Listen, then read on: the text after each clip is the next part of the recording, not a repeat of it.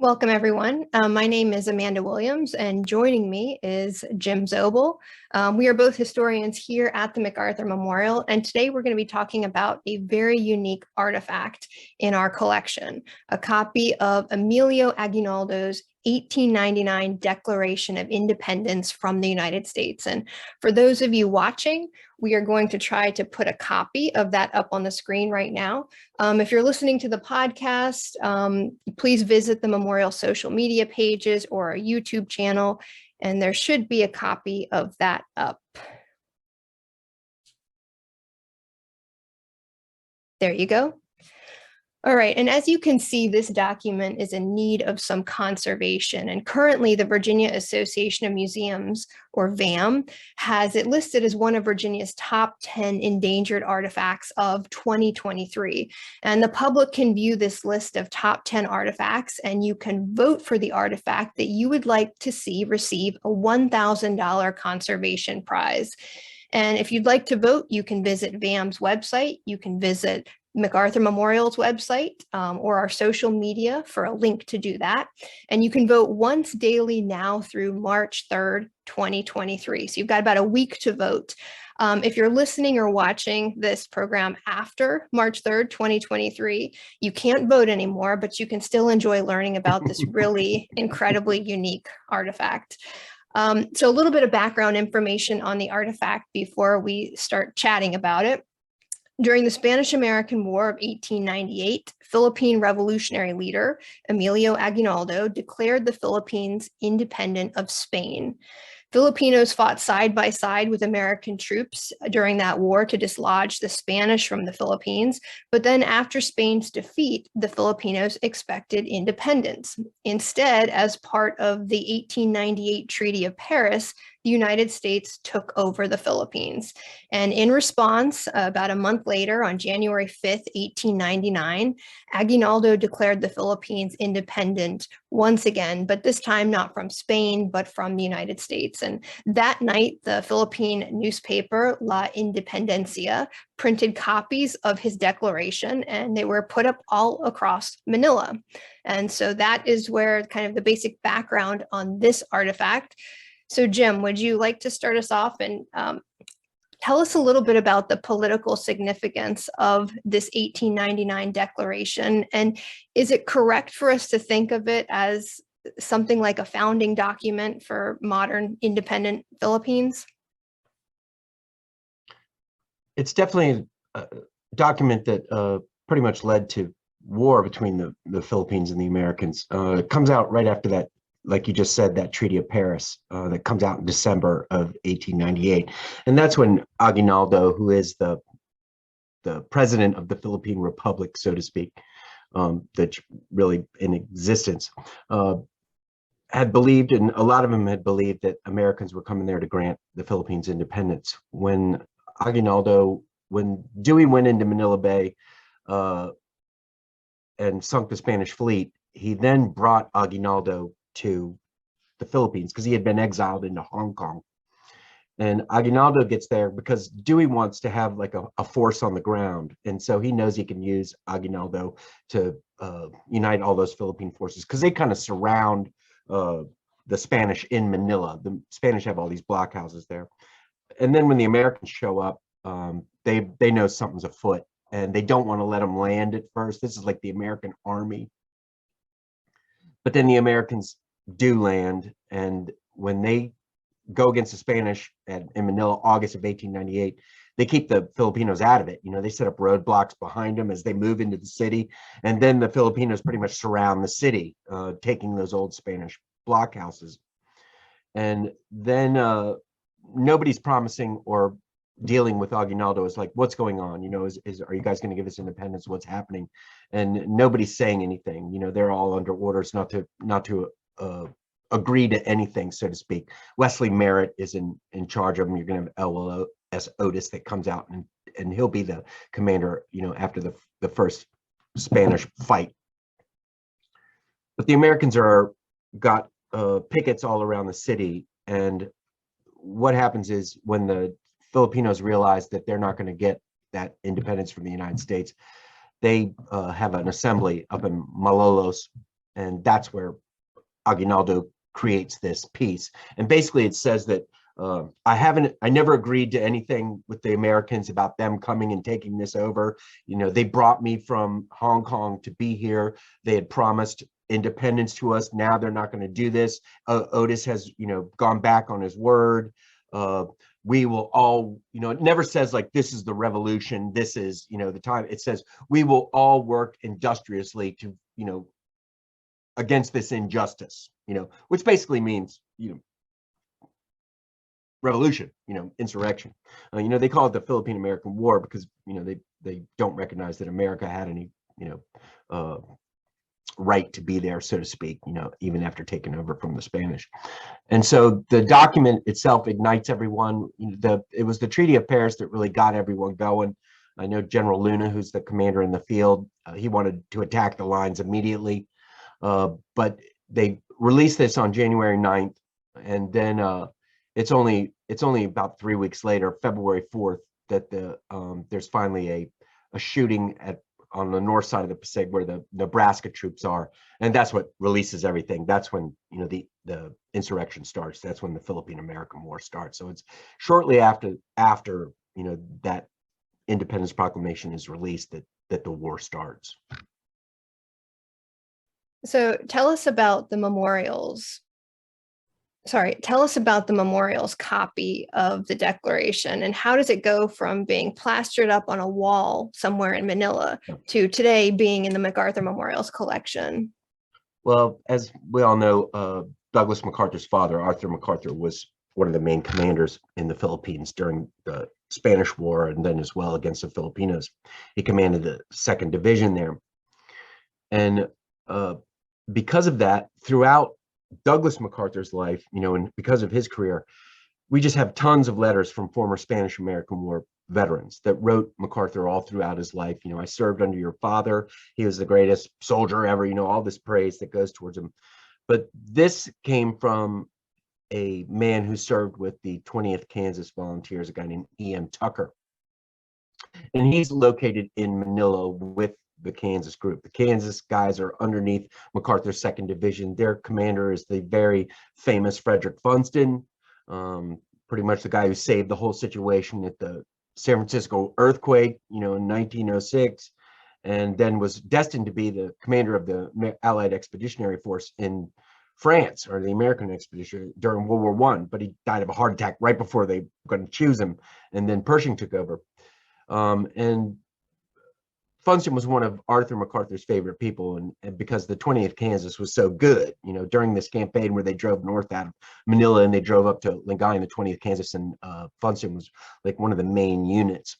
And so this guy, E.M. Tucker, he was on the staff of the 20th Kansas, and he had this proclamation. And the thing was that he used to write MacArthur throughout like the 40s and the 50s. And then in 1958, he sent MacArthur all these pictures of Arthur MacArthur, the 20th Kansas at Caloocan, some news clippings about himself. But also he sent this proclamation. Now, the thing is it's sent to MacArthur in 58, and then it comes to the memorial in 1964. And they listed it as a scrapbook. And, you know, there had been tons of scrapbooks that people sent to the MacArthurs over the years. And within this scrapbook was an envelope. And I guess it was about 4 or 5 years ago, I was going through all the scrapbooks, recataloging them, because people had gone through them and not really known what they were looking at. And so I pulled this thing out, and there was an envelope there with it. And inside the envelope, in about 10 pieces, was this Independence, you know, publication. And we unwound it, and you can see at the bottom, you know, we pieced it all together, and Tucker wrote on it on January 9th, 1899. This is the Proclamation of Independence that comes from Aguinaldo. This will most definitely lead to war. And, you know, writes right on the back, on the bottom of E.M. Tucker, 20, and sure enough, that, you know, it pretty much did. It fired up the Filipinos, that anything that happened was going to happen. The thing is between those block houses that the Filipinos controlled around Manila and then the American lines, there was a no man's land. And one night on the 4th of February, a couple of Filipinos came in there, and when they were told to stop, get out of there, they didn't, and they kept approaching the line, and one of those first Nebraska guys shot the guy, and that was it. Then it was just on. But that's how it got here.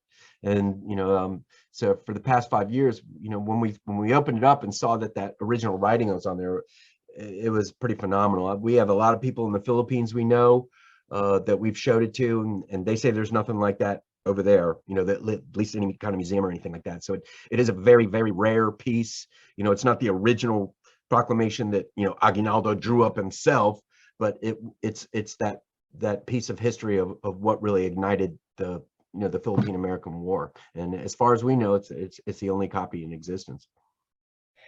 I remember when you found it, and I think you had a pretty good sense that it was something very special. Yeah, it's a very cool piece. It's like we've got it. I guess he had it taped in a book, at some period, because there's a lot of tape marks on it. There's a lot of rips and tears in it.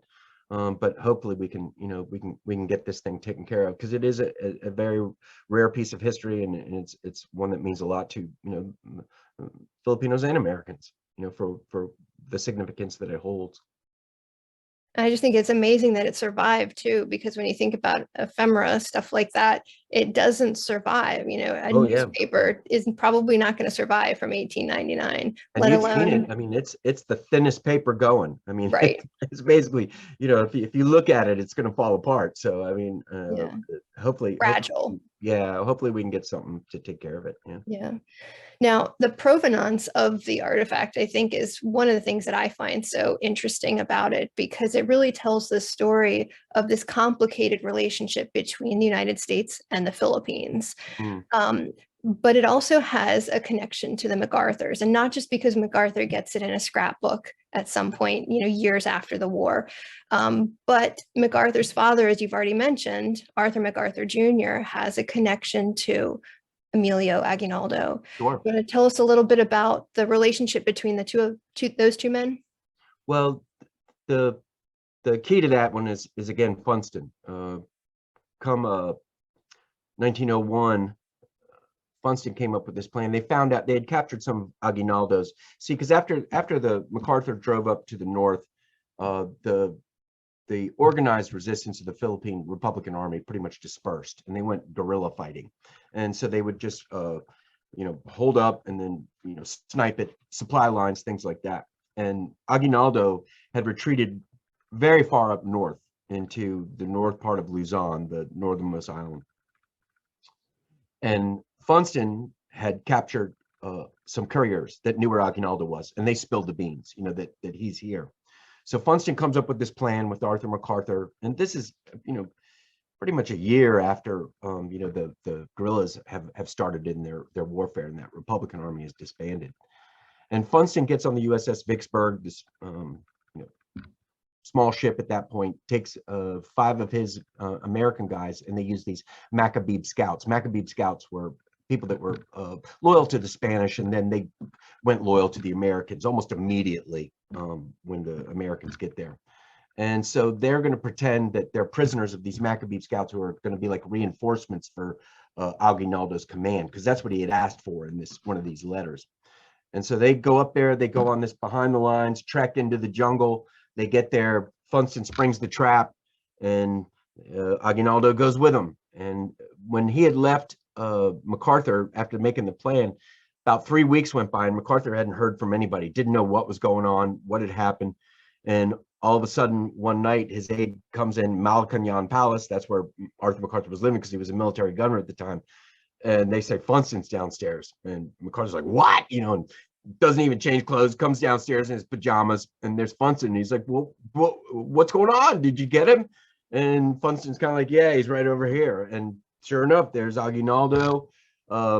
MacArthur has Aguinaldo stay there with him at Malacañan. He doesn't lock him up. He doesn't put him in chains. This becomes very much a draw for other people to surrender. As we talked about with Quezon, they find out that Aguinaldo's been captured. Quezon is a young guerrilla at that time. He'll become president of the Philippines. He goes to Manila to find out if he's actually been captured, and goes to Malacañan and sees Arthur MacArthur. and we've heard Aguinaldo's been captured, and again MacArthur's like down the hall, and Aguinaldo's sitting in this room, and that's where it comes about. And Arthur MacArthur was very much different. The people, the administration that ran the Philippines, they wanted control of it. They wanted that coaling station. They wanted to bring in business. They wanted to be able to buy up giant tracts of land in the Philippines. Arthur MacArthur was against all that. He thinks that's not Republican spreading American ideals. That's just coming in and being another imperialist power controlling the Philippines. And he wants to send Funston and Aguinaldo back to America together to go on a tour to explain all about the Philippines, what's going on there. But the administration's like, no, this will just play right into the anti-imperialist hand. This is immature, this is childish, to think that something could work. But it shows that Arthur MacArthur, though he's this very strict disciplinarian type military person, he's not a moron.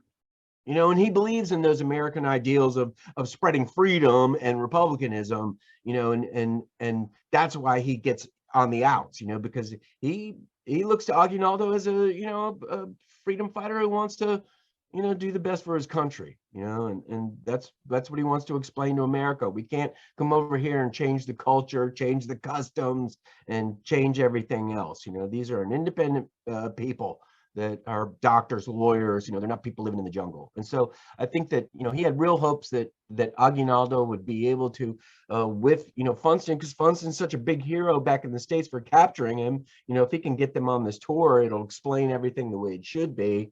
But that's, nobody wants, you don't want the truth coming out. I